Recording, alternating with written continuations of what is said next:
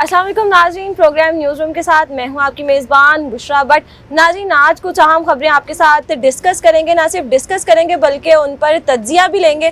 तो इसके लिए हमारे साथ मौजूद हैं अजीम नज़ीर साहब, जो कि एक बड़े सीनियर तज्जियाकार हैं। इनसे इन खबरों पर जो हैं वो तबसरा भी करेंगे और इनका तज्जिया भी लेंगे। तो आइए चलते हैं, इनसे बात करते हैं और इनका तज्जिया भी लेते हैं। अस्सलाम वालेकुम, कैसे हैं आप? वालेकुम अस्सलाम, ठीक ठाक। अच्छा, आप सुनाएं, क्या खबरें हैं आज? काफ़ी ज़्यादा खबरें हैं। सबसे पहली खबर हम डिस्कस कर लेते हैं। हमारे जो मिफ्ता इस्माइल साहब हैं, उन्होंने ये कहा है कि हमने मुल्क दिवालिया होने से बचा लिया। महंगाई करके, लाइक पेट्रोल दिन ब दिन महंगा होता जा रहा है, आटा, ये सब महंगाई तो हमने किया, वहाँ पर बोझ भी डाला है, इससे मुल्क दिवालिया होने से बच गया। आप बताइएगा, आपको लगता है मुल्क दिवालिया होने की तरफ था?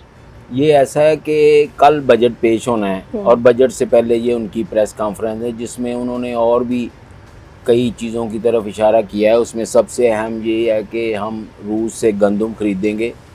रूस के साथ मामलात बढ़ाने और तिजारत करने के मसले पर ही पहले एक फड्डा पड़ चुका है। अमेरिका, जिसका प्रोपेगेंडा किया जा रहा है कि अमेरिका इस पे बड़ा नाराज़ है। अगर रूस से हम गंदम ले सकते हैं तो पेट्रोल भी रूस से ले सकते हैं, जो बहरहाल 30% सस्ता है। और दूसरी बात यह है कि हमें डॉलर में अदायगी नहीं करनी पड़ सकती। तो हमारे लिए ये एक अच्छा मौका है कि हम रूस के साथ तिजारत शुरू करें। दूसरी तरफ उन्होंने जो कहा है कि पेट्रोल महंगा करके हमने मुल्क को दिवालिया होने से बचाया है, ये कोई अजीब सी बात लगती है, क्योंकि 60 रुपये पाकिस्तानी करेंसी के ख़जाने में जो जा रहे हैं, मेरा ख़्याल है ये सारे पैसे जो है ना, ये IPPs के जो डेथ सर्कुलर डेथ है उसमें ये अदायगी करना चाहते हैं। उनमें ज़्यादातर IPPs जो हैं वो हुकूमती अरकान के ज़ेर इंतज़ाम ही हैं। और पिछली दफ़ा भी जब नवाज शरीफ की गवर्नमेंट आई थी तो तकरीबन 400 अरब रुपए का सर्कुलर डेट था, जो इन्होंने फौरी तौर पर अदा कर दिया। और उनमें से तकरीबन 300 अरब जो है वो मियां मंशा की कंपनियों को दिया गया था, जो इनके कारोबारी पार्टनर भी कहे जाते हैं। तो बिजली महंगी करके मेरा ख्याल है ये IPPs को पैसे देंगे उसमें से निकाल के, तो फिर IPPs जो पूरी कुव्वत से अपनी मशीनें नहीं चला रहा बिजली पैदा करने वाले की, वो फिर जब पूरी ताकत से पेट्रोल के पैसे मिलने के बाद मशीनें चलाएंगे तो हमारा जो बिजली का शॉर्टफॉल है वो कम होगा। वैसे भी शॉर्टफॉल हमारी, क्योंकि पन बिजली का थोड़ा प्रॉब्लम चल रहा है, पानी नहीं है, बर्फ़ें पिघलनी शुरू हो गई हैं, दरियाओं डैमों में पानी आ जाएगा तो फिर ये पन बिजली का जो हमारा सिलसिला है वो शुरू हो जाएगा। अच्छा, ये आपने बिजली की बात की ना, काफ़ी लोड शेडिंग हो रही है, जिसमें लेस्को ने कहा है कि 8 बजे मार्केटें बंद होंगी, तो जो बिजली की लोड शेडिंग है वो भी ख़त्म हो जाएगी। तो आपको लगता है ये मार्केट बंद होने से होगी? बहुत अच्छी बात की है, उस तरफ तवज्जो दिलाई है कि 8:30 बजे मार्केटें बंद करने। मेरा इसमें पॉइंट ऑफ व्यू कुछ और है बुशरा। मेरे ख्याल में दुकानें बंद करने की बजाय ना, पाकिस्तान में दुकानें खोलने का टाइम फिक्स किया जाना चाहिए कि सुबह 9 बजे दुकानें खुल जाएं। यहाँ जब दुकानें 12 बजे से पहले कोई मार्केट, कोई दुकान आपको खुली नहीं मिलेगी। 12 बजे दुकानें खुलती हैं। जब 12 बजे दुकानें खुलेंगी तो फिर ज़ाहिर है वो फिर रात को देर तक उनको खोलनी पड़ती हैं। अगर 9 बजे से 9 बजे गवर्नमेंट टाइम करे, खोलने का टाइम फिक्स करे और लोगों को आदत डालें कि वो सुबह के वक्त शॉपिंग करें, तो फिर तो इसका कोई फ़ायदा होगा। अदरवाइज़ 8:30 बजे ये मार्केटें बंद होंगी, कुछ अरसे बाद दोबारा फिर वैसे ही हो जाता है। ये ज़्यादा देर चलता नहीं है सिलसिला, 1 महीने 2 महीने बाद मार्केटें दोबारा रात को 12-1 बजे तक खुलना शुरू हो जाएंगी। क्योंकि हमारे यहाँ पर लोग हैं सुबह, अभी जब हमने उनसे बात की तो उनका ये भी कहना था कि भाई धूप इतनी ज़्यादा होती है कि हमसे नहीं निकला जाता, तो इसलिए वो तो निकलते ही मगरिब के बाद हैं। तो जब मार्केट्स बंद हो जाएंगी, ना दुकानदार का कारोबार चलेगा, ना हम शॉपिंग कर सकेंगे। ये देखें, हमेशा तो गर्मी नहीं रहती। अभी गर्मी ख़त्म हो जाएगी तो सूरत हाल काफ़ी बदल जाएगी। अभी बरसात में कुछ थोड़ा सा बेहतर हो जाएगा, लेकिन बात फिर वही है कि यहाँ मैं पूरी दुनिया में अगर आप जायज़ा लें, खुद जाके देख कर आएँ, इंडिया, चाइना, यूरोप, अमेरिका, हर जगह पे सुबह अर्ली मार्केटें, दुकानें खुलती हैं और 8 बजे तक वो कारोबार अपना बंद कर देते हैं और रात को तसल्ली से सोते हैं और सुबह सुबह उठ के दोबारा अपना कारोबार शुरू करते हैं। वैसे भी ये कहा गया है कि दिन की रोशनी कारोबार करने के लिए होती है, तो उस तरफ लाना चाहिए कौम को। मुफ्ती इस्माइल ने बहुत अच्छा कहा कि हम बचत की तरफ जा रहे हैं, हम पैसे बचा रहे हैं, हम आमदनी बढ़ा रहे हैं, हम टैक्स ज़्यादा और करेंगे। ये सारी बात ये है कि इसका अल्टीमेट जो असर है वो अवाम पे पड़ना है। और एक हद तक कोई भी चीज़ देखें, कोई एक धागा ही है, उस धागे को आप खींचें, एक हद तक आप खींचते जाएंगे, फिर वो टूट जाएगा। अवाम अब टूटने के करीब है। उनकी जो क़ुव्वत ख़रीद वो तो पहले ही मुतासर थी। जब उनकी क़ुव्वत ईट, जब उनका खाना पीना भी मुश्किल हो जाएगा ना, फिर बहुत बुरे हालात हो सकते हैं। लोग बग़ैर किसी लीडरशिप के सड़कों पे आ सकते हैं। क्योंकि यहाँ पर एक अजीब है, कई पार्टियाँ आई हैं, सड़कों पे आई हैं, लेकिन महंगाई की बात कोई नहीं करता। वो उस तरफ कोई भी नहीं आता। बिल्कुल, जिन्होंने महंगाई मुकाऊ मार्च किया वो भी अब महंगाई के सिवा कुछ भी नहीं कर रहे। देखिए, ये एक आलमी तौर पर ये एक वेव आई हुई है महंगाई की, लेकिन इसमें निबटने के लिए पाकिस्तान ने कोई पेशरफ पहले से पेशबीनी नहीं की हुई। कि जब उन्हें पता था कि महंगाई हो रही है, तो उसमें इनको डॉलर की कीमत कंट्रोल करके रखनी चाहिए थी।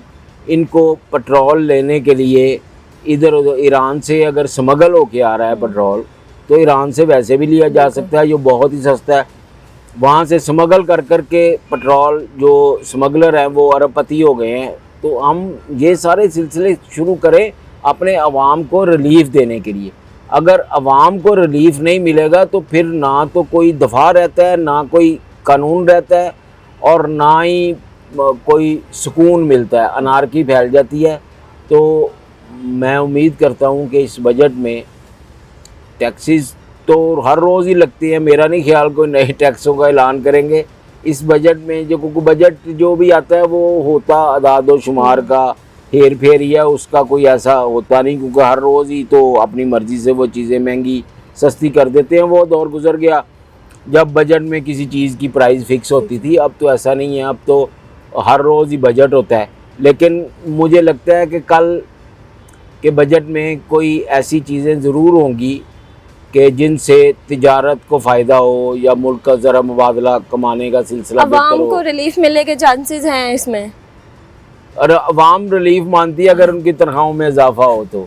लेकिन तनख्वाहों में इजाफा जो इन्होंने 2 दिन पहले ही हुकूमत की तरफ से एक बयान आया है कि तनख्वाहों में इजाफा IMF की मर्ज़ी के मुताबिक होगा। नहीं, क्योंकि महंगाई जब ज़्यादा होगी तो अवाम तो कहेगी हमारी सैलरीज बढ़ें।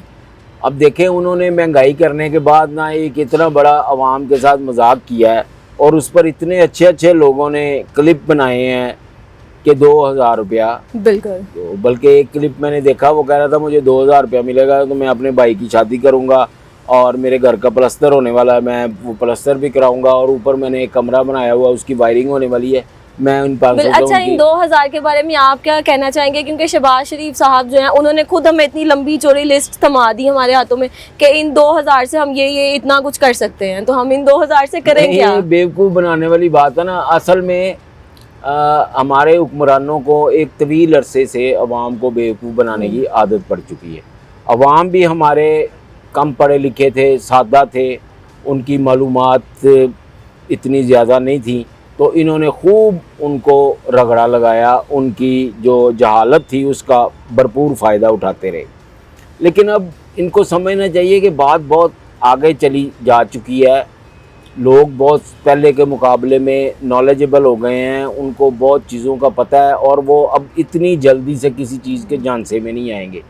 इस वक्त जो अवाम को सही अवामी इश्यूज़ पर कोई एक तहरीक चलाने के लिए लीडरशिप चाहिए। अवामी मसाइल पर, ये मसाइल के अमेरिका आ जाता है, वो कर लेता है, और बाहर की हुकूमतें कंट्रोल करती हैं, ये सारा कुछ तो आप चलने दे जो भी है। लेकिन अवाम एक फ़ोर्स बने अपने तौर पे, जो अपने हकूक़ के लिए, ख़ास तौर पे खाने पीने की चीज़ें जो है ना, वो पूरी दुनिया में उन पे सब अवाम को खुद अब करना पड़ेगा, जो भी करना पड़ेगा। जी, अवाम को मुझे लगता है ये चीज़ अपने हाथों में लेनी पड़ेगी कि हमारे हकूक़ और हमारी जो ज़िंदगी की डोर है उसको बेहतर तरीके से चलने दें। अच्छा, यहाँ पर एक और खबर है, मरियम नवाज साहिबा जो कहती हैं कि कुछ भी कर लें, इलेक्शन हम अपनी जब मुद्दत पूरी कर लेंगे इलेक्शन तभी होंगे। आप क्या समझते हैं, क्योंकि आवाम चाहती है इलेक्शन हो, हम अपनी मर्जी से जो है हुकूमत लेके आए, आप क्या समझते हैं इलेक्शन 2023 में ही होंगे या वक्त से पहले हो सकते हैं? देखिए, इसके मुतल्लिक़ अभी कोई भी कुछ नहीं कह सकता कि इलेक्शन कब होने हैं, कि हालात ऐसे हैं कि जब ये गवर्नमेंट आई थी तो चंद दिन बाद ही ये ऐसे लगता था कि ये टूट फूट का भी शिकार हो गई है, लेकिन फिर ये ठहर गई। और फिर उन्होंने ये था कि ये ऐसी खबरें भी चलती रहीं कि क्योंकि इनको बहुत मुश्किल फ़ैसले करने पड़ेंगे और इनकी सियासत पे बड़ा बुरा असर पड़ेगा, इसलिए इन्हें चाहिए कि ये हुकूमत छोड़ दें। ये बातें चल रही थी, लेकिन फिर ऐसा हुआ कि उन्होंने कहा कि नहीं, हम मुश्किल फ़ैसले करेंगे। उन्होंने मुश्किल फ़ैसले किए और अब सबसे मुश्किल फ़ैसला होता है इन हालात में बजट देने का। वो बजट भी दे रहे हैं। ये भी शुनीद है कि इन्होंने कहा था कि ये बजट हम तब देंगे अगर हमें अगला बजट भी देने की इजाज़त दी जाए। तो अगला बजट अगले जून में है और अगले साल अक्टूबर में ये इलेक्शन कह रहे हैं, सितंबर अक्टूबर में। दूसरी तरफ एक और चीज़ जो बड़ी चल रही है, उसकी कोई तस्दीक नहीं कर रहा, ना ही कुछ का कोई सर पैर नज़र आता है कि 5 जुलाई को निगरान हुकूमत आ जाएगी और 5 अक्टूबर को इलेक्शन होंगे। अच्छा, ऐसा भी हो सकता है? ये बातें चल रही हैं। मुमकिन है ऐसा भी हो कि बजट के बाद कोई हालात ऐसे पैदा कर दिए जाएं कि ये हुकूमत और मज़ीद सरवाइव ना कर सके, क्योंकि अभी शहबाज शरीफ साहब ने एतमाद का वोट लेना है, जिसके लिए सदर उनको किसी वक्त भी कह सकते हैं कि आप एतमाद का वोट लें, और हुकूमत 3-4 वोटों पे खड़ी है। अगर ऐसी कोई सूरत हाल हो गई तो काफ़ी मुश्किल पैदा हो जाएगी। ओके, अच्छा, आज की आखिरी खबर की तरफ चलते हैं। बड़ी अफसोसनाक खबर है, हमारे जो इस्लामी स्कॉलर आमिर लियाकत हुसैन साहब थे वो भी वफ़ात पा गए, और इसके अलावा जो मनी लॉन्ड्रिंग केस जो के बड़े अहम किरदार था मकसूद अहमद का, उसमें वो भी वफ़ात पा गए हैं आज। देखें, डॉक्टर आमिर लियाकत हुसैन की मौत बहुत अफसोसनाक है। वो बहुत बड़ा टैलेंट थे और इतना अच्छा परफॉर्मर मैंने नहीं देखा कि जिस जगह पे भी उसने खाने भी पकाए, उसने आम शोज़ किए, उसने क्विज़ शोज़ किए, उसने दीन के प्रोग्राम किए, गाने भी गा लिए। इतना टैलेंट किसी एक बंदे में इकट्ठा होना बड़ा मुश्किल होता है। ये अल्लाह ताला की ख़ास देन थी उन पे। उन्होंने उस टैलेंट से बड़ा भरपूर मकाम बनाया और सिर्फ 49 की एज में जब वो उनकी डेथ हुई है तो वो एक आलमी शोहरत याफ्ता इंसान थे। इसके साथ साथ वो MNA भी बने, लेकिन कुछ शख्सी कमज़ोरियाँ जो उनकी थी उन्होंने उसको ये जो पिछले 3-4 महीने में उनको काफ़ी मेंटली डिस्टर्ब किया होगा, और मेरा ख्याल है ये ज़हनी दबाव जो शदीद किस्म का उन पर आया उसकी वजह से वो सरवाइव नहीं कर सके। दूसरी तो मकसूद चपरासी तो पाकिस्तान का एक समझ लें कि कौमी हीरो माना जाएगा, जिसने इतनी बड़ी रकम अपने अकाउंट में काफ़ी देर दबाए रखी और दुबई में उसका इंतकाल हुआ है। कहते हैं दिल का दौरा है, लेकिन सियासी मुखालफिन तो खैर इसको कोई और रंग दे रहे हैं। लेकिन अल्लाह ताला दोनों की मग़फ़िरत करे और डॉक्टर आमिर लियाकत हुसैन की जो याद है वो बड़ी देर तक हमारे दिलों में ताज़ा रहेगी। बहुत शुक्रिया आपका। ये हमारे साथ आज अजीम नज़ीर साहब मौजूद हैं। इनकी तज्ज़िया आपने सुना, आज की अहम खबरें जो हैं वो हमने आप तक पहुंचाई। अब आगे क्या क्या होता है ये भी हम आपको अपडेट करते रहेंगे। अभी तक के लिए मुझे तो इजाज़त, आपसे मिलेंगे नई वीडियो के साथ। अल्लाह हाफिज़।